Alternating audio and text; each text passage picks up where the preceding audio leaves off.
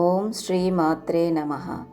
లలితా సహస్రనామ పారాయణంలో ఈరోజు 23వ శ్లోకాన్ని నేర్చుకుందాం.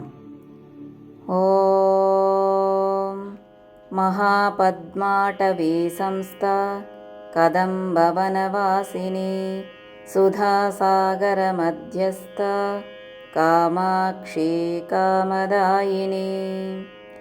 ఓం మహాపద్మాటవీ సంస్థ కదంబవనవాసిని సుధాసాగర మధ్యస్థ కామాక్షి కామదాయిని.